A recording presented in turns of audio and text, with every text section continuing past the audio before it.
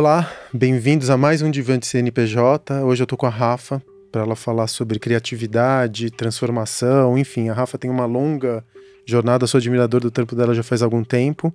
E o Divã de CNPJ, ele tem essa intenção de tentar entender dos empreendedores que se sentam aqui do meu lado o que transformou a vida deles a ponto deles construírem, o que aconteceu na vida deles a ponto deles construírem essa narrativa que hoje eles montam seus negócios, são bem-sucedidos nos seus negócios, conseguem tirar prazer, transformar a vida de outras pessoas e transcendem o dinheiro. Muitas vezes a gente ganha grana e a grana isso é uma coisa que eu ouvi de 100% das pessoas que se sentaram onde você está se sentando hoje, Rafa, que a grana, no final das contas, é super importante. Mas a partir do momento que você persegue ela unicamente, o teu produto começa a sofrer. Então eu tenho certeza que você tem histórias de transformação no decorrer da tua vida, que são elas que você vai levar adiante, não necessariamente a grana que você conseguiu acumular com o teu negócio até hoje. Então eu tenho aqui a Rafa. Rafa, eu tenho o costume de não apresentar as pessoas com as quais eu converso, que eu construo esses diálogos, que eu fico um pouco constrangido, porque de repente eu falo alguma coisa que não é bem assim, já aconteceu comigo. Então, antes de mais nada, para aqueles que não te conhecem, queria que você me contasse sobre você e o que aconteceu. A gente vai pontuando, eu quero entender uma coisa. O que você, quando você era pequenininha, na tua infância, aconteceu algo ali na vida do teu pai, na relação do teu... Como que foi a tua construção dentro da tua família? E se você consegue, hoje, olhar para trás e falar assim, cara, minha mãe, ela tinha... Eu, por exemplo, não queria ser empreendedor, nunca quis ser empreendedor. Aconteceu porque eu fui forçado a isso depois de uma demissão. E eu me lembro que quando eu era pequeno, eu não tinha nenhum incentivo da parte dos meus pais de ser empreendedor, mesmo porque existia uma narrativa em que você ter uma carreira era a vida bem vivida. Sim. O que aconteceu na tua família que te empurrou para o empreendedorismo em algum lugar? Ou foi por uma contraposição? Não, assim como você, eu também nunca sonhei assim, em ser empreendedora. O meu grande sonho era ser artista. Desde muito pequenininha eu demonstrava aptidão para dança, para teatro, para comunicação, que eu, depois de muito tempo refletindo, acho que hoje é o meu maior talento, é a comunicação, e aí engloba desde a dança até a escrita e a educação, né, que é o que eu faço na Espaçonave. Mas eu também nunca tive uma família que me negou essa possibilidade, no sentido de que o meu pai era empreendedor, ele fez carreira, mas também empreendeu. Você é daqui de São Paulo? Eu sou de BH, sou de Minas. Ah, de Minas, é verdade. E eu me lembro muito bem de um episódio, eu conto muito isso para os meus alunos, que eu acompanhei o meu pai tentando montar uma empresa, uma época. Eu, sei lá, devia ter até os meus 12, 13 anos, e o meu pai e um amigo na época resolveram montar uma empresa de... esses paquetezinhos, bisnaguinhas de ketchup, de mostarda, numa época que não existia. A gente usava ainda aquelas de espremer, né? Sim. E aí meu pai e o amigo resolveram empreender nisso, e eu fui acompanhando o processo até que eles desistiram. Eles chegaram à conclusão que talvez não fosse legal. Assim. Eles iam montar uma fábrica? Eles iam montar uma fábrica, exatamente. Mas o preço do investimento na máquina era muito alto e eles não quiseram arriscar e não seguiram. Mas ele empreendeu com outras coisas. Ele teve loja da Telemig Celular, né? Que na época dominava o mercado em Belo Horizonte. Ele empreendeu outras coisas. Então eu sempre vi aquilo ali como uma possibilidade. Mas eu vejo hoje que eu empreendi por necessidade, no sentido de que eu queria fazer a minha carreira artística e criativa dar certo. Então, o empreendedorismo foi um pouco a alavanca para fazer isso acontecer. Sabe uma coincidência que eu agora, com você falando que você é de BH, eu encontrei? Grande parte das pessoas que sentaram aí são de BH. Você jura? Juro. Agora falando, são mineiras. O que será que tem em BH que produz tantos empreendedores e tanta... Será que é uma cidade grande o suficiente para ser uma cidade cosmopolita, mas ao mesmo tempo é de uma... É abarcável, assim, no sentido de que São Paulo não é uma cidade. São Paulo é uma abstração, né? São Paulo não existe. Sim. Né? Existe o centro, Zona Oeste e tudo mais. São Paulo é impossível de você tentar apreender São Paulo em uma vida. Você não consegue abraçar São Paulo. São Paulo é só uma ideia. Enquanto que BH, pra mim, ela é mais manejável. Ela é grande o suficiente para ser cosmopolita, mas é pequena o suficiente para você não se perder completamente dentro dessa cidade. Será que são essas as características? O que tem de BH em você hoje? Eu não sei. Tem em mim essa valorização do tempo em família, do receber. Uma coisa que eu senti muita falta quando eu vim para São Paulo foi isso, assim, a gente, apesar de sermos fechados, a gente estabelece relações com gente que a gente conhece agora há pouco, a gente já está abrindo a casa, já está fazendo um café, já está oferecendo o pão de queijo, né? Então, os meus amigos em BH conhecem a minha família, vão à minha casa. Aqui eu senti um pouco de dificuldade de entrar, sabe? De ter esse tipo de relação. Eu sou muito amiga dos meus amigos, mas muitos deles eu não conheço as famílias. Lá em BH, não. A gente tem essa coisa da gente receber. Tem uma energia, assim, voltada pra troca, pro encontro, Pro cuidado do outro. E pro outro, cuidado, né? sim. Da hospitalidade. Sim, exatamente. Quando você veio para São Paulo, você estranhou? Você teve um choque com a maneira como o paulistano lida com a sua... Porque aqui em São Paulo a gente respira muito trampo, né? Sim. O trampo é nosso eixo central. Sim. De existência. Você teve... Com quantos anos você veio pra cá? Eu vim algumas vezes. Eu voltei. Acho que essa é a quarta, se a gente resolver ficar. Dessa vez estamos fazendo um novo test drive. Mas a primeira vez que eu vim para tentar minha carreira como atriz. E me senti muito sozinha. 22, 23, por aí, alguma coisa assim. Tinha acabado de me formar na faculdade de jornalismo. Comecei a trabalhar numa TV lá, eu fazia TV, então cuidava de todo o processo, né, da produção, apresentação, ia pra rua, jornalismo, sempre voltado na área da cultura. E aí falei, puxa, eu gosto disso, mas eu quero experimentar a minha carreira. E aí eu vim pra cá e fui tentar fiz muito teste pra cinema, pra TV e pra teatro. E você entrou em algum grupo de teatro aqui em São Paulo? Não entrei. Fiz trabalhos, mas nada que me permitisse ter uma vida sustentável, assim. Inclusive voltei. E aí que veio a história de estudar sobre empreendedorismo. Porque eu falei, eu preciso fazer minha carreira como artista funcionar. Tem uma coisa que eu acho que é muito, muito particular, assim. Tem muitos artistas que tem uma certa vergonha de falar de dinheiro, né? Super. Tem uma dificuldade de colocar preço no seu trabalho. Muito. Tem dificuldade de vender, tem dificuldade de se expor como pessoa, né? Eles gostam muito de falar da sua produção ou da sua obra. Mas, a não ser, obviamente, algumas pessoas que já se transformam em celebridades, tem muito artista que tem dificuldade de se ver como empreendedor. Por um outro lado, tem muito empreendedor que nega no empreendedorismo, naquilo que ele faz, um suporte de expressão. Que não chega a ser arte, mas é uma maneira de você colocar para fora aquilo que você... A sua visão. A sua visão de mundo, né? Aquelas influências que você recebeu e tudo mais. Você começa como uma artista, vem para São Paulo, encontra uma São Paulo um pouco inóspita. Posso colocar dessa maneira? Sim. Não consegue se encontrar aqui. Você deve ter uma relação super tensa com São Paulo até hoje, né? Porque você tá tentando pela quarta vez. Amor e ódio, assim. Eu entendo perfeitamente, porque São Paulo é amor tóxico. Exato. E aí cheguei tem 3 dias e minha rinite já começou a dar cara, e fazia 3 anos que eu não tinha uma crise. Mas ao mesmo tempo, eu sinto uma liberdade aqui que eu não sinto em outro lugar, sabe? No Brasil. Então... que São Paulo é tão grande que te propicia o anonimato. Você pode ser anônima no teu prédio, você pode ser anônima. É engraçado, porque o que eu mais amo em São Paulo são as pessoas que vêm pra cá. Porque elas chegam em São Paulo sabendo que vai ser uma vida dura, mas é porque as suas cidades ficaram muito pequenas pra elas. Inclusive uma BH pode ficar muito pequena pra uma pessoa que é, enfim, muito talentosa, que produz muito e que tá cansada do olhar do outro, do julgamento do outro, né? Porque também tem essa coisa de você, em BH... a minha primeira mulher, a Thaís, ela era de BH, e ela tinha essa coisa de ser conhecida pela cidade inteira e ser vigiada pela cidade inteira. E não precisa ser conhecido para ser vigiado, né? Exatamente. Porque a gente pode ser vigiado ali no nosso próprio entorninho e acontece, é bem comum. E quando ela veio para São Paulo, ela conseguiu se expressar de uma maneira... Ela virou uma outra pessoa. É o que eu sinto. Ela florou, assim, foi muito bonito ver isso nela. E aí você... volta para BH e começa a trabalhar e começa a desenvolver sua caixa de ferramentas de empreendedora. Exato. E aí eu falei, poxa, o que eu preciso aprender para fazer o meu trabalho ser bem sucedido? A primeira coisa que eu fui buscar foi aprender sobre gestão cultural. E aí fiz uma formação em gestão cultural do Observatório da Diversidade Cultural. E aí comecei a produzir espetáculos, experiências em cultura, né? Patrocínio. Produzi 3 ou 4 espetáculos em que eu atuava. Então eu era eu tava ali, pensava na ideia, escolhia a equipe, eu empreendia, só que em teatro, né? com uma sócia, empreendemos eventos de outras pessoas, então prestando serviço, produzindo, né? Então, o primeiro trabalho que eu fiz foi um Céu de Estrelas, do Fernando Bonassi. Ai, que demais. E aí a gente levou um Céu de Estrelas para o teatro, com a direção da Yara de Novaes, que hoje em dia mora aqui em São Paulo.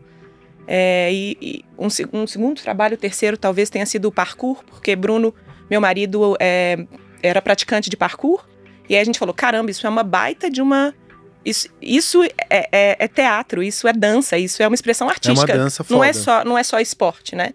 E aí a gente teve a ideia de levar o parkour pra cena e empreendemos um espetáculo chamado Parkour com C, né? Que significa percurso. E fizemos algumas coisas ali. Mas eu ainda sentia falta, e aí eu fui fazer um MBA em marketing. Onde? Lá em BH, numa universidade chamada Newton. Eu já tinha formado, né, em comunicação, mas eu sentia falta. Talvez eu tivesse que ter feito publicidade, sabe?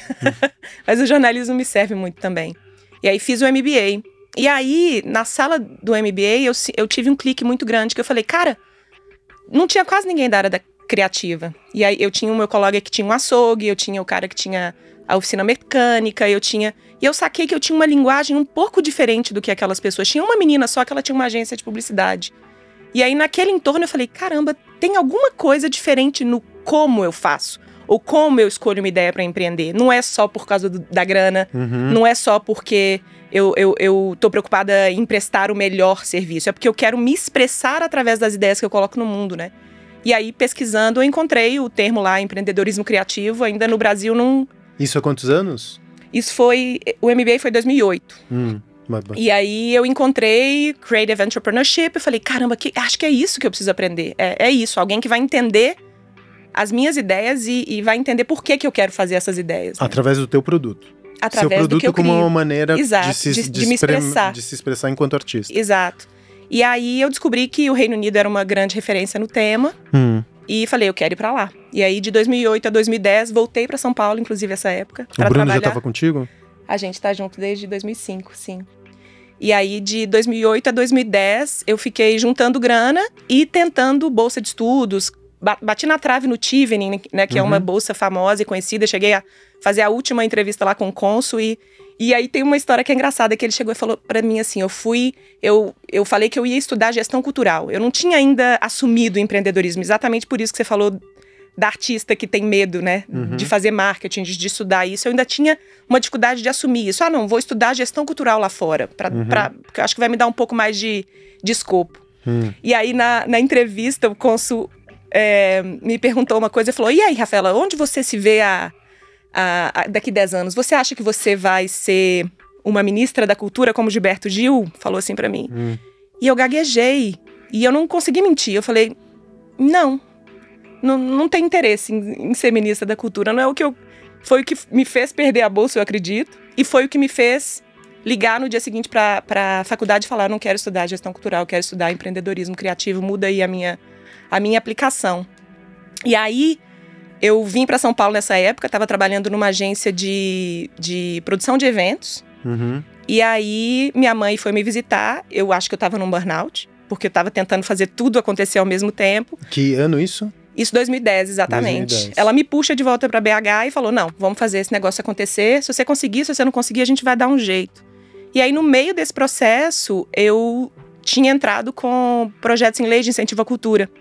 E eu descobri que eu podia criar um projeto de bolsa. Apesar de muita gente não usar essa possibilidade, eu criei um projeto para aprender e para democratizar o que eu estava aprendendo. E, na época, a Vivo patrocinou.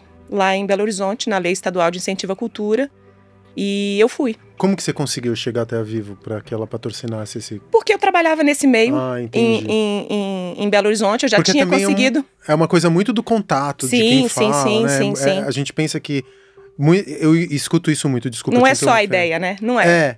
Muita gente fala assim, então, eu tô procurando patrocínio pra minha ideia. Você conhece? Eu falei, amigo, isso daí é uma profissão. Tem muita gente que tem todos os contatos já estabelecidos, filtra os projetos, ganha uma comissão por captação e eu tive uma grande amiga que fez esse papel, né? Ela cuidou de apresentar para várias pessoas, e na época o Curu Lima, que era o cara responsável, aprovou o nosso projeto, e eu fui com dinheiro público, privado, na verdade, né? É nosso, que foi pro pro governo, que mas seria dinheiro dos impostos, seria óbvio. dinheiro dos impostos e fiquei 2 anos. Ficamos, né? 2 anos na Europa estudando, viajando muito, conhecendo outras realidades e entendendo o que estava acontecendo com a economia criativa nesses países. Uma coisa que você me falou que me chamou a atenção, a tua matriz, se eu entendi bem, é o teatro. Uhum. A tua matriz. A dança e o teatro, sim. Dança e o teatro. Mas você performou muito, você usou o teatro muito mais como um suporte do que a dança ou não? Eles têm igual... Eu acho que igual. Quando eu resolvi empreender, eu acho que... Não, talvez um pouquinho mais teatro do que dança, sim.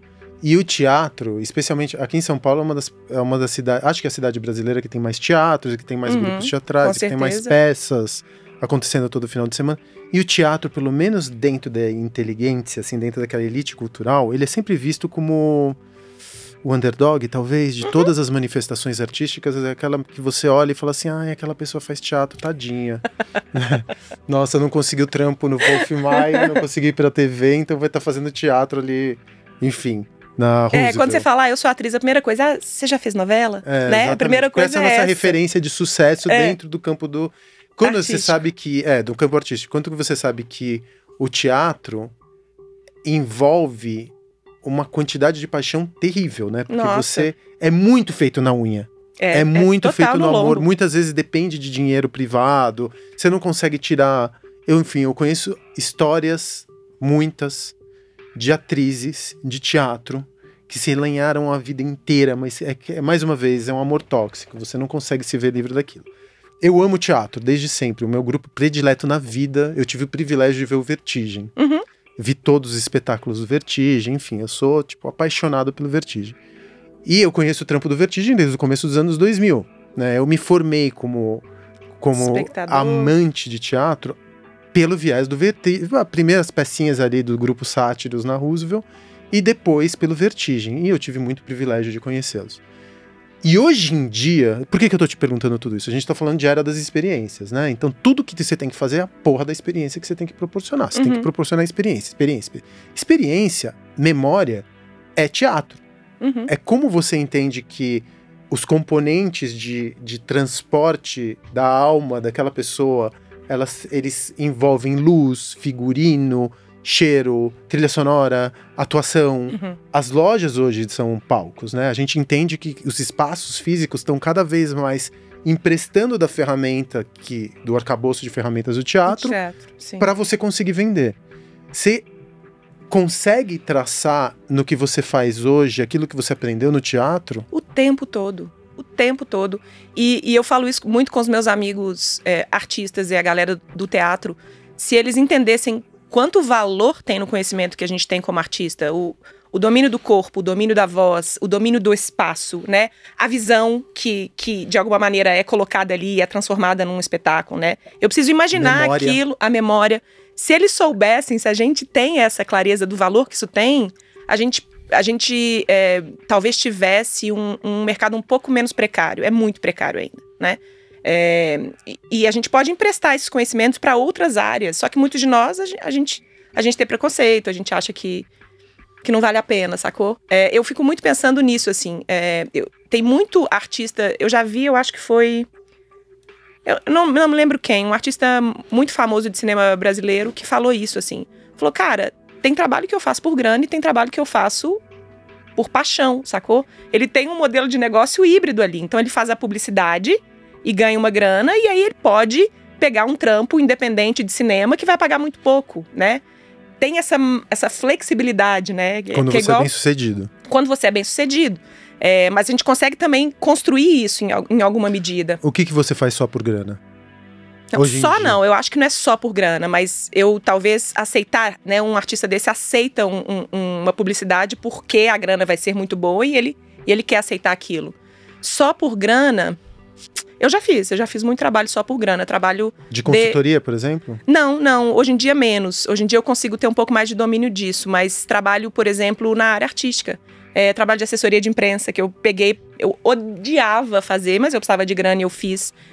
Trabalho de fazer uma publicidade que não era tão legal. Eu fiz espetáculo de teatro que não era tão legal, mas porque eu precisava sobreviver, precisava ganhar grana. Eu fico vendo, assim, tem espetáculos de teatro e é foda, né? Porque teatro tem uma coisa que, ou eu, na minha interpretação, como, mais uma vez, como plateia, ou eu amo ou eu odeio. Talvez seja uma coisa que seja uma plataforma muito divisora, assim. As pessoas ou gostam muito de determinados gêneros. Por exemplo, eu não suporto comédia.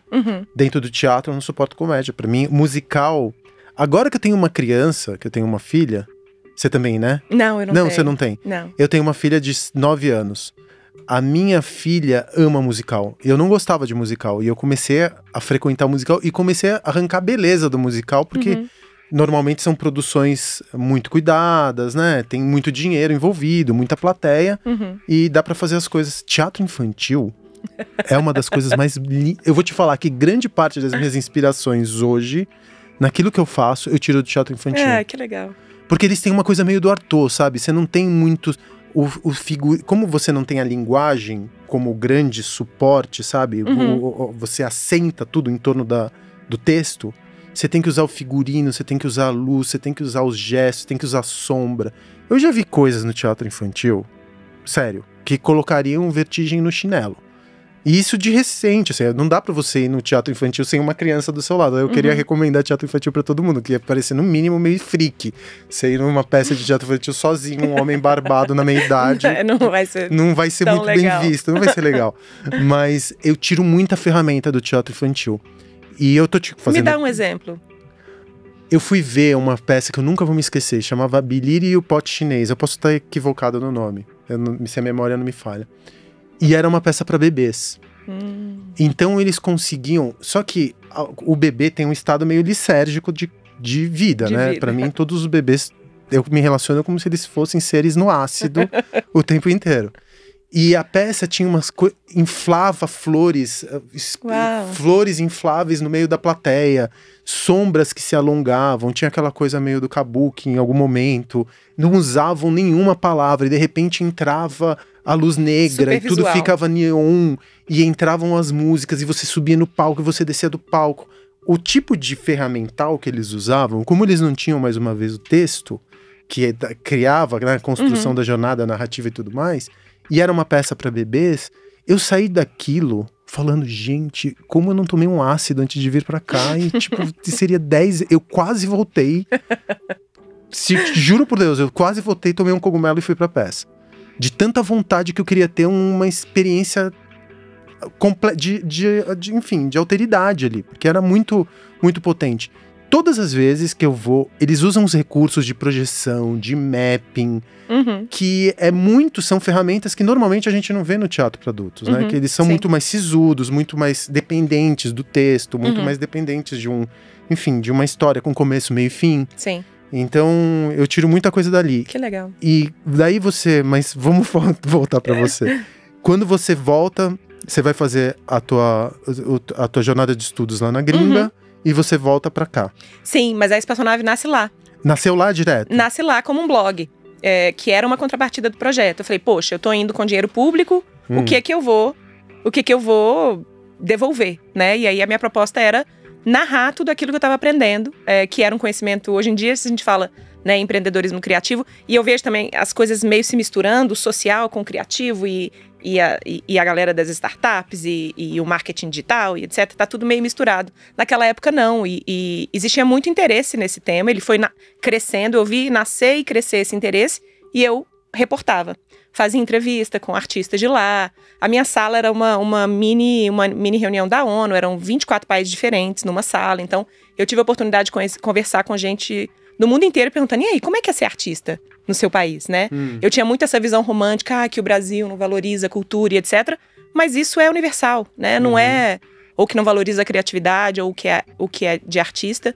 E eu descobri que não, que é universal, que é da natureza da arte, né? E aí, isso virou meio que uma pesquisa à parte para mim, assim, e eu fui reportando tudo isso enquanto eu estudava. Você disse que a cultura não é valorizada em nenhum lugar do mundo, não é só uma circunstância é claro brasileira. Que ela é mais valorizada em outros lugares, né? Claro, mas ainda assim... Especialmente debaixo desse governo de merda, né? Exato, aquela época a gente ainda tinha, né? 2013 a gente teve a Secretaria de Economia Criativa, né? Então, naquela época as coisas estavam caminhando pra gente ter mais interesse nisso. Mas o que eu acho que eu aprendi é que é da natureza das artes em qualquer lugar do mundo ser mais precária. Tá, agora deixa eu te fazer uma pergunta.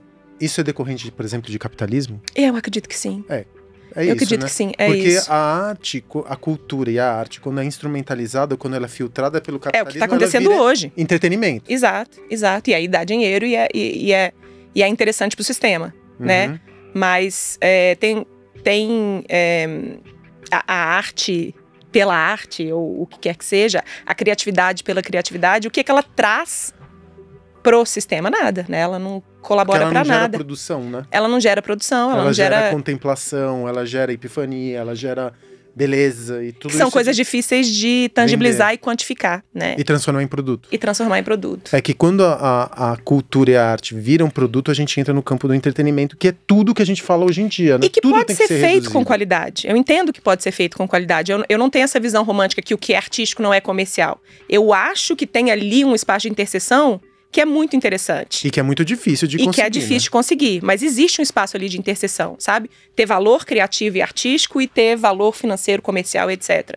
Mas quando a gente leva muito para valorizar o que aquilo vai dar de retorno, a gente tem que homogeneizar o que está sendo proposto. E aí a tendência é perder valor criativo e valor artístico. Deixa eu te fazer uma pergunta que eu sei que vai ser... A criatividade, para mim, é uma palavra completamente vazia nos dias de hoje. Porque ela foi estripada de qualquer sentido, sim, né? Sim, a gente fala tanto, pela meu entendimento, eu nunca me vi como uma pessoa criativa. Nunca, na minha vida. E pensa bem nisso. Não, eu já pensei várias vezes. E eu acho que o meu talento, eu tenho uma coisa dos bastidores, da coxia. Eu gosto de fazer palco. Eu não gosto de estar nesse palco performando, mas eu gosto de montar o palco, eu gosto de viver do lado de artista. Mas viver do lado de artista é difícil também. Também. Né? Porque eu já convivi com vários artistas, grande parte das pessoas de convívio mais próximo são artistas, e são seres humanos muito especiais, nas suas necessidades, nas suas fragilidades, são muito específicas. E eu tenho uma certa praticidade que machuca, porque eu não tenho tempo para, enfim, pros dramas existenciais, sabe? E eu nunca me vi como uma pessoa criativa. Da maneira como a gente fala de criatividade e da imposição da criatividade dentro de uma sociedade que valoriza o entretenimento e o espetáculo, parece que é um dedo divino que te toca a fronte, que de repente te desperta uma aura que você começa a produzir coisas belas. E na verdade era o que a gente achava que era antigamente, né? O que você chama de criatividade, Rafa? Pra mim, o ponto mais importante é quebra de padrão. E autenticidade. É ruptura. É ruptura. Então, eu enxergo ali uma matrix de todo mundo fazendo muito igual e eu falo, poxa, vou por aqui. Vou pela tangente. Vale pela direita e pela esquerda. Qual que é o limite? Não vale.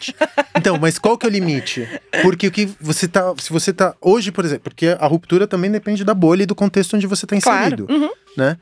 Você dá uma ruptura numa expressão fascista, num ambiente de esquerda. Ou no Se é criatividade? Acredito que sim. Agora, eu a valorizo. A criatividade pode ser politizada? Uau. Porque você vai falar segundo os ditames do nosso registro hoje de criatividade, você vai falar que no segundo olhar da cultura atual, é uma produção de uma narrativa pentecostal ou bíblica, que é uma expressão de criatividade. Uma novela que, por exemplo, reproduza a mitologia do Deus cristão. Vão chamar de criatividade. Vão chamar, e talvez seja, mas talvez não seja a que eu consuma e que eu tenha interesse. Então a criatividade... Ela é universal, ela é uma habilidade humana. E como uma habilidade humana, eu acho que ela tá em todos os seres humanos, independentemente do que ele proponha, né? Então uma pessoa, por exemplo, que é de uma religião específica, e aí ela vê que todos os cultos são feitos do mesmo jeito, e aí ela chega pro pastor e fala, olha, será que não seria legal a gente fazer diferente para trazer as pessoas mais para perto? Isso vai deixar de ser criatividade? Se você rompe com um dogma, é uma ruptura que não é bem vista, dentro de uma perspectiva conservadora, de manutenção de ordem. Se você propõe uma ruptura dentro desse contexto... A criatividade, então, necessariamente, ela tem que ser transformadora. anti-establishment, na sua opinião?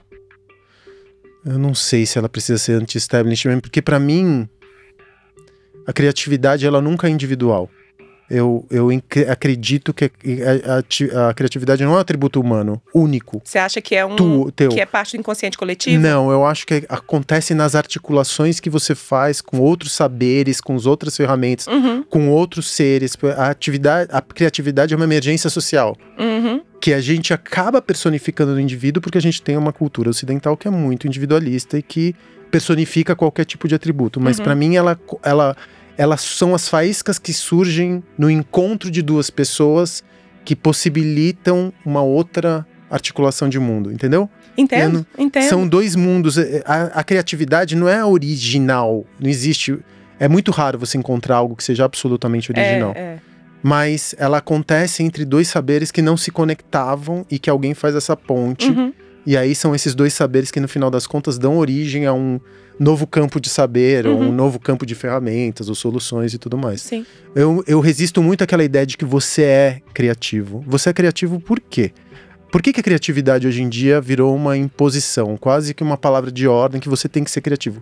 Em que momento que você tem que romper com algo? Eu acho que como tudo, a criatividade ela foi abarcada pelo capitalismo. Né? Foi então, laçada, né? Foi laçada e aí também está sendo homogeneizada, né? Como tudo que acontece. Eu acho que foi Seth Godin que falou que os marqueteiros e o capitalismo é como gafanhotos, né?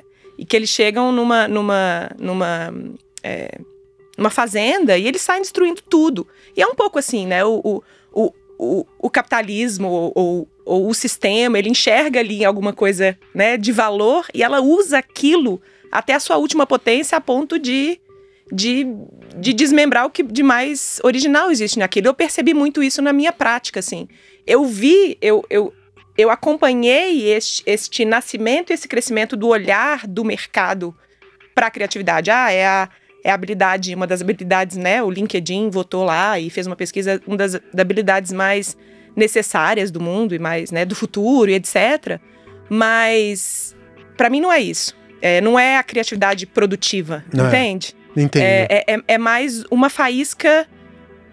Por isso que para mim nasce no indivíduo, porque é uma faísca de um olhar, de alguma coisa que a pessoa enxerga que não existia naquele universo dela no primeiro momento, sabe? Tá, entendo. E aí depois ela vai pro social, e depois ela vai pra troca, e ela vai pra um outro campo, mas para mim nasce do olhar, assim, de um indivíduo. Tá, então eu entendi. Talvez a nossa diferença de olhares é que o que você chama de criatividade eu chamo de inovação.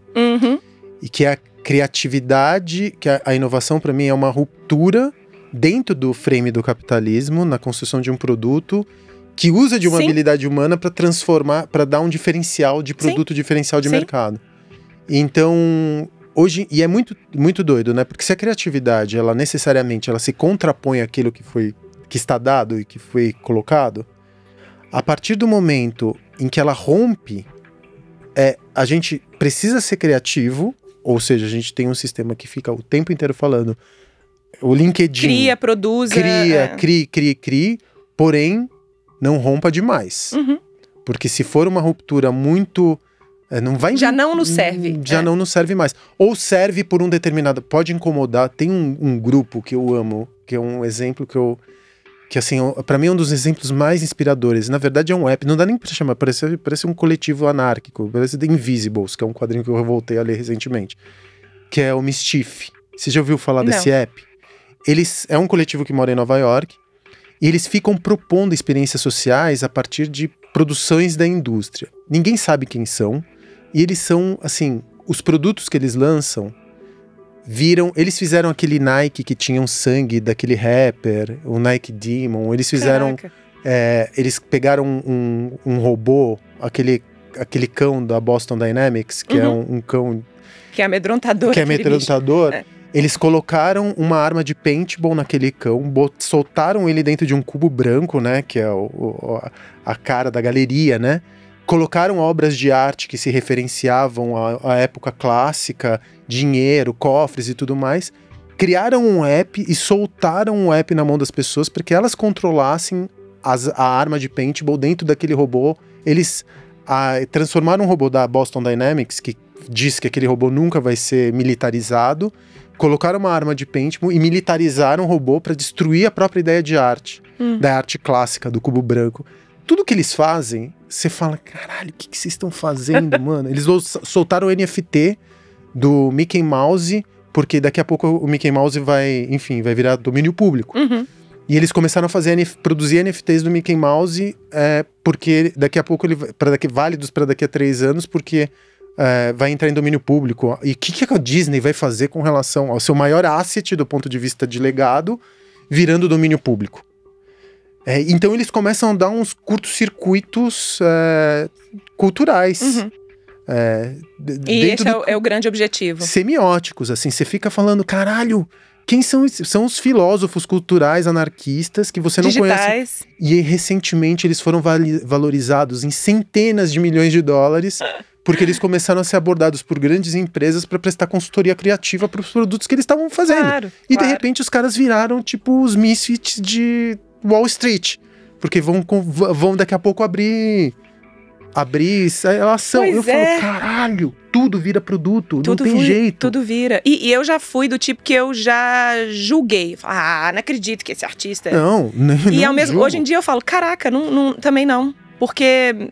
Eu acho que o capitalismo é inescapável, cara. Eu também acho. Eu já passei da idade de ficar questionando o sistema. Eu acho também. Eu não sei se eu virei um cuzão, o que é bem provável, um conservador de merda, que eu acho pouco provável ainda nessa altura da minha vida, mas eu não tenho mais energia pra questionar o capitalismo. Eu entendo. Quando me chamam de esquerda, eu falo, tiozão... Às vezes eu acho que é um jogo... Não adianta. A questão é como é que eu consigo navegar mantendo aquilo que pra mim é essencial. E de que forma você consegue também questionar esse capitalismo de forma que ele traga outras pessoas para dentro do... Hoje em dia, para conversar com empreendedor, ou empresário, não tanto empreendedor, porque eu consigo fazer bem a distinção entre um e outro, eu falo, amigão, você combater desigualdade social vai aumentar mercado e você vai ganhar mais dinheiro. Falar sobre desigualdade social não é uma pauta da esquerda. Para! É isso, tem que fazer comidinhas pela beirada, assim. Tem que comer pela beirada. E a economia criativa, a economia social e várias dessas experiências, elas estão tentando fazer isso, né? E aí, voltando lá para a história da economia criativa. Então, criatividade você acha que é uma faísca humana, que é desenvolvida? As crianças são castradas? Eu acho que a gente nasce criativo, eu acho. Todos? Eu acho. Eu até hoje não encontrei uma criança que não tenha ali essa capacidade. Independentemente da classe social. De imaginar, de criar, de brincar, de fazer diferente. Não encontrei. Não encontro. Você acha que a criatividade, esse estado criança que a gente retoma? Eu acho, porque o que acontece? Isso, eu conto essa história. Devir, né? Eu conto essa história do meu sobrinho, né? Quando a minha irmã o teve, comecei a brincar com ele, 2, 3 anos de idade. E aí eu tinha muito a mania de brincar com ele, de imaginar. Então eu falava, Lucas, olha isso, tem um monte de almofada no chão. Não falava almofada. Falava, tem uma montanha, vamos escalar a montanha. E ele, vamos, tia Rafa, vamos escalar a montanha. E ele é super ativo, e aí subia no sofá e tal, e a gente tinha chegado no alto da montanha. Ou seja, ele entrou na minha brincadeira muito rapidamente, né? E eu comecei a perceber perto dos 6, 7, Lucas, vamos escalar a montanha. Tia Rafa, é almofada, não é montanha. Então, ele antes embarcava, porque ele acreditava e via muito rapidamente. Ele conseguia imaginar, ele conseguia criar uma montanha onde tinha uma almofada. Mas aí, ali, depois de um tempo na escola, ele aprendeu que era almofada. Só que tem gente que aprende que é almofada e não aprende a manter a visão da montanha. E a escola faz isso com a gente. E aí, o criativo, ele é capaz de ver as coisas e imaginar como seria diferente. Ter uma visão. Você entra num espaço vazio aqui em São Paulo, pro seu próximo empreendimento, você fala, caramba, eu vejo alguma coisa que não tá aqui agora. É uma visão, você tá vendo a montanha. E aí você mantém a capacidade de ver a montanha. Que demais que você tá falando isso. Agora, a gente perde. Vida, escola, emprego, a gente vai esquecendo que tem montanha ali. Você sabe que eu voltei a ler quadrinhos, que era uma coisa que eu amava e que eu não tinha perdido o contato, porque hoje em dia quem que consegue sair com um quadrinho debaixo dos braços e ficar lendo em qualquer lugar? E eu comprei um iPad pela primeira vez na minha vida e comecei a ler quadrinho no iPad. E tem um quadrinho que eu tinha lido na década de 90 que chamava The Invisibles, que eu recomendo a todo mundo que leia, porque realmente é uma obra-prima do Grant Morrison. Você deve gostar, né? Já, pelo olhar que ele deu pra mim, a gente teve uma troca aqui cúmplice dos Invisibles. E eu tava lendo, eu vou me relacionar àquilo que você tá falando. Em um determinado momento, os Invisibles falam, os homens brancos e velhos que oprimem e que querem se manter no poder, eles, em algum momento, eles criaram uma maldição, uma palavra que evocava uma maldição de controle da nossa potência enquanto humanos. E essa palavra é uma palavra bastante longa, ela é A, B, C, D, F, G, H, I, J, K, L, M, N, O, P, Q, R, S, T, U, V, X, Z.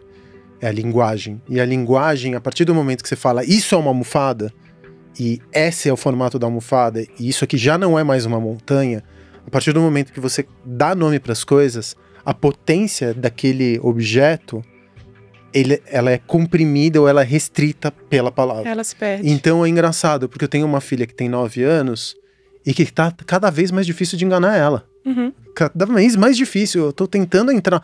Porque quando eu tive contato com a paternidade, foi uma chance que eu tive de voltar a ser ridículo. Uhum. Sem ninguém me castrar.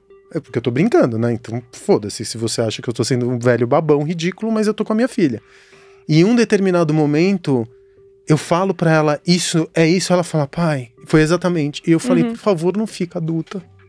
Não fica adulta, por favor. Dá mais um tempinho, fantasia mais, porque as coisas são tão potentes, né? Só que a linguagem ela acaba aprisionando a potência das coisas. Então acho que é isso que a linguagem tem as duas, né? Ela tem as duas potencialidades de trancar e de expandir também, né? Porque nada existe se você não for falado, se você não dá o nome, né? Narrado, sim. Se você não colocar o nome na coisa, ela não existe. Sim. E aí, espaçonave, você... Qual que é a... Eu não vou chamar de missão, porque pareceria uma corporação. Corporativo. Mas qual que é... Você fala muito de transformação, né? O que eu sempre fui da ideia de que a transformação pessoal, ela é só feita na dor. Que é uma coisa de quem... É uma ideia muito branca, né? Muito cisgênero branca de homem hétero, porque quem tá se fudendo o tempo inteiro lá na periferia... Né? Romantiza, porque quem tá se fudendo o tempo inteiro na periferia vai falar, amigão, tô me sofrendo, caralho, eu não tô evoluindo e nem tô aprendendo nada. Né? Uma certa quantidade de dor, ela é transformadora a partir do momento que você tá pacífico no seu ponto de conforto. Você fala muito de transformação das pessoas que vão procurar o serviço da espaçonave. Que transformação é essa, Rafa? Que transformação é essa? A primeira é essa de enxergar a possibilidade onde antes não se enxergava nada. Então, especialmente para alguém que quer empreender na área da criatividade, das artes, né? A gente, hoje em dia, as outras pessoas de outras áreas se interessam muito. A gente tem ali uns 60% ainda é da área criativa, 40% dos nossos alunos são de outras áreas, nada criativas, mas que veem a criatividade como valor, né? Eu quero uma vida mais criativa, eu quero um trabalho mais criativo, eu quero um negócio mais criativo. Então, a primeira virada de chave é essa de enxergar a possibilidade, enxergar a criatividade, enxergar potência na forma de fazer as coisas. E aí, conseguir se mover em fazê-las acontecer, né? Então, a gente ajuda a pessoa desde o momento em que ela valoriza o capital criativo dela. Então, ela reconhece, porque a grande maioria dos criativos que chegam, eles acham que o que eles fazem não tem valor, né? Porque eles, durante muito tempo, tiveram dificuldade de fazer isso virar alguma coisa que gere valor. E a gente consegue fazer ajuda que eles enxerguem qual é o capital criativo deles, valorizando esse capital criativo, e aí transformar esse capital criativo em alguma coisa palpável e tangível, que possa gerar transformação para o outro, gerar valor para o outro e retornar reconhecimento financeiro, inclusive, né? Não só. Então, muitas pessoas que te procuram, elas estão inseguras com relação a quem elas são ou o que elas produzem naquele momento. Muitas acumularam muito conhecimento, muita história, e elas não veem potência nisso. E aí, através de exercícios de autoconhecimento, e aí se mistura um pouco, né, com a autoajuda mais barata, mas importante olhar para a sua história. Então, o que você já fez? Quais são as suas habilidades? Quais são os comportamentos que você tem? Que tipo de coisa que você já entregou para o mundo? Eu peço eles para fazerem uma timeline de coisas que eles realizaram. E aí, poxa, eu No Grêmio do colégio, eu fui a pessoa responsável por fazer captação pra festinha. Caramba, captei 5 mil reais e eu tinha 14 anos de idade. Poxa, isso é legal pra caramba, sacou? Então, não, eu morava num lugar que tinha uma praça que era completamente destruída e a gente se organizou e eu peço que eles olhem essa história, né? E aí, a partir dessa história, a gente meio que escolhe o que eles acham que pode gerar valor pro mundo. É uma terapia o que você proporciona, né? Não, porque eu não sou. Praticamente. Muitos falam isso, não tô te falando que é coach, pelo amor de Deus. Eu jamais te confundiria com... Também não, mas essa parte inicial, ela foi um pouco como eu fiz. Eu fui aquela pessoa que tinha dificuldade de valorizar o meu próprio capital criativo. E quando eu comecei a olhar pra isso, eu falei, poxa, tem muita coisa legal aqui. Eu sei fazer muita coisa. Eu sei gerar valor para as outras pessoas através do meu trabalho, né? E aí eu tive coragem para empreender de fato. E como que você consegue manter a distância? Porque eu imagino que você se envolva com histórias muito íntimas, né? Cada aluno... Quantas pessoas tem cada vez que você abre? Varia muito, mas hoje em dia a gente já deve ter tido uns 7 mil alunos nessa história toda. 7 mil? Sim, em todos os cursos, sim. E hoje em dia, quando você abre... Como é a tua mecânica de abertura de... Hoje em dia a gente está experimentando muito. O que vocês estão fazendo? A gente está fazendo turmas menores. Quantos alunos? 50. Nossa, menor 50? A gente tinha turmas de 500 pessoas, por exemplo. Mas você conseguia dar atendimento individual? Não, não é individual. O curso não é individual. Então, a gente recebe dúvidas individuais, mas elas são tratadas no coletivo. Então, a sua dificuldade, como eu imagino que você deve fazer, né? Nas sessões do seu curso. Então, a sua dificuldade individual, ela é democratizada para outras pessoas também. Mas quando, sei lá, 2016... Até 16 a gente tinha turmas muito, muito grandes e eu pirei, entrei num burnout. E aí hoje em dia eu tô tateando um pouco com mais calma, assim, porque eu não quero voltar a ter esse tipo de relação com o trabalho. E você abre essas turmas a cada quanto tempo? Ou varia também? Varia também. Hoje em dia a gente está experimentando muito mais do que a gente fazia antes. Antes eram 2 vezes por ano só. Hoje em dia, como são turmas menores, a gente tem que abrir mais vezes, né, financeiramente, para fazer funcionar. Mas umas 6 turmas por ano, talvez. 6 turmas por ano. A cada 2 meses. E é tudo remoto? Tudo remoto. Já tivemos encontros presenciais em outros momentos, mas desde 2017 que a gente só faz remoto. E aí, a pandemia? O que aconteceu com o teu trampo durante a pandemia? Cresceu? Não mudou. Nada? Não mudou. Você não teve mais procura porque as pessoas tinham mais tempo? Agora sim.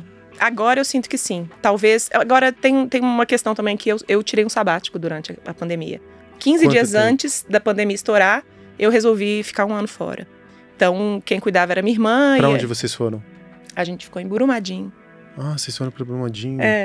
A Thaís, a minha primeira esposa, Thaís Moll.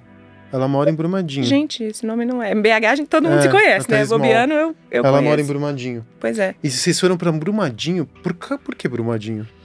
Porque a gente tava querendo uma vida mais tranquila, né? A gente saiu de São Paulo, eu no ápice do burnout em 2018, aí passamos 6 meses na Califórnia. E aí quando a gente voltou pro Brasil, a gente ainda ficou quase um ano em BH. E aí eu falei, não, eu preciso ter mais contato com a natureza, eu preciso ter... Mas Brumadinho depois da tragédia... Mas não, tragédia do crime que aconteceu. Do crime, né? Mas Brumadinho é gigante, né? Então as pessoas talvez não saibam, assim. É claro que a destruição foi muito, muito grande. E você vê recuperação hoje? Naquilo? No que está acontecendo lá? Você que viveu na cidade, a cidade está se recuperando dessa muita gente crime, ainda, ou não? Muita gente, eu acho que a qualidade social caiu muito, assim. Muita gente foi embora da cidade? Não, muita gente deprimida, muita gente vivendo de auxílio, e aí talvez, né, muito com uma dificuldade de trauma, recuperar né? a vida, com trauma, e muita gente não recebeu, né? Então isso precisa ser dito e precisa ser gritado aos 4 cantos, assim. A coisa ainda vai se alastrar, literalmente, por muito tempo, assim. A tragédia, para quem tá lá, eu acho que continua. Inclusive ontem, né? Eu não soube que ontem foi o aniversário, eu acho. Foi aniversário? Foi. Terceiro? Terceiro ano. Mas ainda é muito triste, assim. E quando você... hoje em dia, aí a tua irmã que estava tocando, vocês 3 são sócios, não? Eu e Bruno somos sócios numa iniciativa e eu e minha irmã somos sócios em uma iniciativa. Entendi. E como que é a tua relação com o Bruno, que está fora da câmera, mas está ali na minha frente, aqui a gente tá falando com ele o tempo inteiro. Eu nem sei porque ele não tá aqui com a gente. Devia. A gente trabalha junto desde 3 meses de namoro, assim, então... E é difícil separar isso, Rafa? Em alguns... A gente reconversa o tempo inteiro. Então, o modelo de trabalho que a gente já teve já mudou umas 6, 7 vezes desde que a gente começou, assim. O Bruno já trabalhou para a Espaçonave, a gente hoje em dia é sócio numa iniciativa, a gente já fez coisas juntos como freela, muda o tempo inteiro. E a gente reconversa, tá funcionando? Não tá funcionando. Então, o que a gente precisa fazer para mudar? E aí, essa parte, a gente muda e acha novos formatos e novos jeitos de fazer. E não é asfixiante, às vezes, trabalhar com uma pessoa com quem você... Eu falo com ele que ele possivelmente é uma das poucas constantes na minha vida, é o Bruno, porque eu mudo de casa o tempo inteiro, eu mudo, né? Já tive várias profissões ao longo da vida, com ele eu sou mais constante. Mas a gente cansa, a gente tem as nossas estratégias, assim. Entendi. A gente viaja separado, a gente usa muito fone. Me deixa agora, eu quero trabalhar, não quero ser interrompido. Nossa, fone é qualidade de vida, né? Então a gente foi construindo as nossas estratégias para conseguir trabalhar junto. E a partir do momento que uma pessoa procura Espaçonave, quais são as 3 iniciativas? Espaçonave. Espaçonave, que ela é voltada para quê? Para despertar... Empreendedorismo criativo. Empreendedorismo criativo, ou seja, você é talentoso... Do capital criativo ao negócio sustentável. Hoje em dia a gente bate muito nessa tecla. O que quer dizer sustentável? Sustentável não só, é claro, uma visão completa, sistêmica, mas também sustentável emocionalmente, né, financeiramente, cuidando da sua saúde mental, né? Depois que eu vivi o burnout, eu acho que muito do meu trabalho mudou. Porque hoje em dia eu bato muito nessa tecla e isso faz parte do método, assim. A gente precisa ajudar as pessoas a terem negócios, mas o negócio não pode destruir a vida do indivíduo, né? Então, o empreendedor vem antes do empreendimento. Entendi. Você tem, então, a Espaçonave? A Espaçonave, eu e o Bruno temos uma outra iniciativa chamada Punch, que a gente presta serviço de criação em vídeo para marcas criativas e ensina as pessoas a criarem seus próprios vídeos. E tem a marca Rafa Capai, que é a minha marca pessoal. E essa eu tô construindo aos pouquinhos ainda, mas eu acho que ela tem mais... Eu acho que tem mais a ver com a minha expressão criativa, então vou voltar pro teatro, vou voltar a criar coisas nesse lugar, assim. E como que hoje em dia, a Espaçonave já existe desde 2010. 11 anos, né? 12? Vai fazer 12 em junho. 12 anos. Então você já construiu uma autoridade, uma reputação e tudo mais. Você está entrando num campo que é o campo da criatividade, que tem um monte de Zé Mané que fala que é criativo e que vai te prestar um curso de... Hoje em dia, é que eu sou muito impactado por... Anúncios, né? Gente falando, eu vou despertar o criativo que existe em você.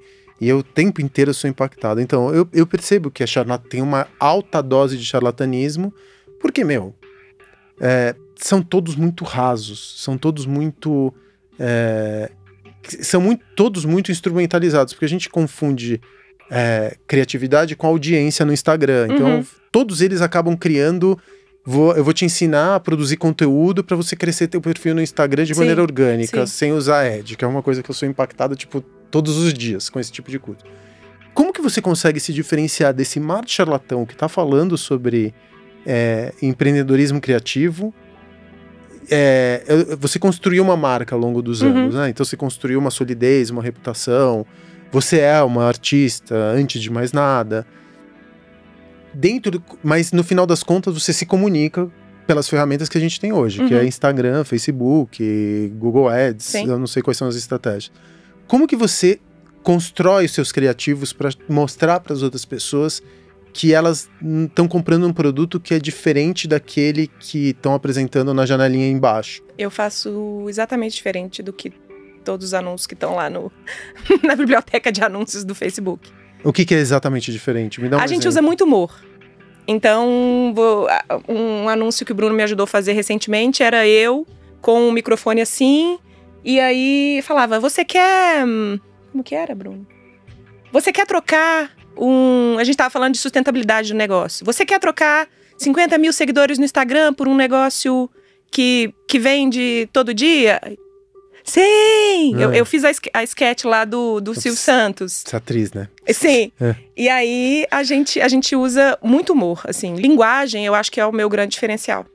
A maneira como a gente fala das coisas. Então, a gente fala de... Que me veio esse insight lá, como eu te falei, lá na sala do MBA em marketing. Eu falei, gente, a forma como esse pessoal fala não me atrai, não me interessa. Eu quero empreender, mas eu quero a partir de um outro jeito de fazer. E linguagem, para mim, eu acho que é o nosso grande diferencial. Então, a gente fala dessas coisas todas, mas a gente comunica de um jeito diferente. Então, eu posso falar de modelo de negócio, mas eu vou encontrar jeitos de falar disso que sejam mais leves, mais divertidos, mais criativos e que cheguem nessa pessoa. Então, o cara lá, o tiozão que quer empreender que é dentista e que é, enfim. Que acha, né, talvez ele não se identifique, apesar de que a gente tem muito dentista que fala, não, eu tô de saco cheio dessa padronização do mercado e eles vêm pra cá. Mas o cara que tá procurando o tradicionalzão, ele vai olhar pra mim, que é essa menina? Ela é doida, não. Então, assim, a gente verticaliza... Que é um elogio, né? Exato, a gente verticaliza essa história da criatividade, da linguagem, de fazer diferente, sabe? Entendi. Eu tenho eu acho que meu vídeo com mais números de views, sei lá, deve ter uns 250 mil views hoje em dia, que a gente fez um sketch de 10 minutos para vender o meu curso e ele começa comigo na banheira, que todo mundo fala o vídeo da banheira, e fala, eu trabalho em home office, eu tenho 20 empregados, e eu isso, e as pessoas me perguntam, como é que você dá conta? E ela fala, eu não dou conta, eu não dou conta. E aí vai contando a história da empreendedora enfim, que tá perdendo a vida para empreender e que a gente tem que encontrar um jeito de fazer diferente. Então, acho que a linguagem, para te responder assim, uma coisa é a linguagem. E a pelo que eu tô entendendo, você desenvolve o lado comunicador de qualquer empreendedor que for te procurar. Não necessariamente. Você acha que o empreendedor precisa ser necessariamente um bom comunicador? Ele precisa saber comunicar para vender, sim, mas talvez não seja ele. Não acho que todo mundo tem que estar nesse lugar que hoje em dia se diz, né? Todo mundo tem que fazer vídeo, todo mundo tem que estar no Instagram, todo mundo tem que se transformar numa marca. Não acredito nisso, não. Eu acho que hoje em dia muita gente está procurando o contrário. Elas não querem aparecer. Elas querem criar um negócio que não precise disso, que não precise dessa alavanca, sabe? Eu já... Agora, depois da pandemia, que eu comecei a mudar isso dentro de mim. Mas por 15 anos eu montava um negócio, eu não fazia nenhuma questão de atrelar meu nome ao negócio. Eu sei que ele me dava um primeiro impulso, né? Me dava um primeiro fluxo de clientes. Mas eu nunca quis personificar demais o negócio, porque... Porque tem suas armadilhas, né? Tem suas armadilhas. Qual que é a principal armadilha? A principal armadilha é que você é o negócio, né? E qualquer coisa que acontece dentro do negócio acaba respingando em você. Que é um pouco a dificuldade que a gente teve. Eu saí de sabático e no primeiro momento eu não falei. Porque a gente não sabia como que a gente ia comunicar isso para as pessoas, né? Porque era tanto... A espaçonave era tanto eu ensinando o tempo inteiro que... Peraí, ela tá em pausa, mas o negócio existe ainda? As coisas que eram de valor continuam lá ou ela levou embora para casa na hora que ela tá descansando, né? Então, tem esses perrengues também de não conseguir desatrelar, assim, eu acho. E do ponto de vista, né, do negócio tradicional, se você tiver em busca de investimento, etc., ninguém vai investir num negócio que seja completamente dependente de você, né? Então, tem os dois lados, eu acho, assim. Rafa, eu poderia ficar conversando com você até amanhã. Porque conversa deliciosa. Eu tenho muita sorte. Eu preciso te dizer que eu me sinto muito sortudo de sempre sentar com uma pessoa e o tempo voar e eu aprender pra cacete, como eu aprendi com você hoje. De ter conversas profundas e ao mesmo tempo leves e dar risada. E é demais. Você me deixou umas pulguinhas que eu vou ter que pensar nelas também. Você também me deixou algumas. E você me mudou algumas coisas que eu percebi, que estavam muito cristalizadas dentro de mim, que agora, depois dessa nossa conversa, eu vou repensar. É pra isso, né, que a gente conversa. É pra isso que a gente cria diálogo, né? Obrigado. Obrigado mesmo. Aprendi muito. Então, queria te dizer que, graças a você, eu tô saindo daqui com uma outra visão sobre criatividade. Pensando que... Eu sempre fiquei pensando o tempo inteiro que o empreendedor, ele precisa ser um comunicador. E tem gente que não necessariamente nasceu para isso, né? Né? Ou nasceu com esses atributos, né, que você tem. Então, a qualquer um que esteja querendo empreender no campo do empreendedorismo criativo, procure a Espaçonave, a Rafa, o Bruno, que eu agradeço que está aqui, porém atrás das câmeras. Obrigada. E que, no final das contas, eu acho que você matou essa é uma chave que, quando também converso com meus alunos, cria uma contradição e até um curto-circuito. Essa dificuldade de transpor esse muro que divide empreendedores de artistas. E eu acho que você está ajudando muita gente a saltar esse muro. Obrigado por isso, viu? Pois bem, mais um Divan de CNPJ. Agradeço que se encontrem em YouTube, Spotify. Eu não vou pedir para você tocar no sininho, assinar. Não me importo no final das contas, porque no final das contas isso daqui é feito para mim, para eu aprender, para eu trocar ideia com gente que eu admiro. E se tem mais gente que no final das contas acaba tirando algum proveito disso daqui, fico feliz. Se não, eu por mim, por aqui já estou satisfeito. E até a semana que vem. Obrigado.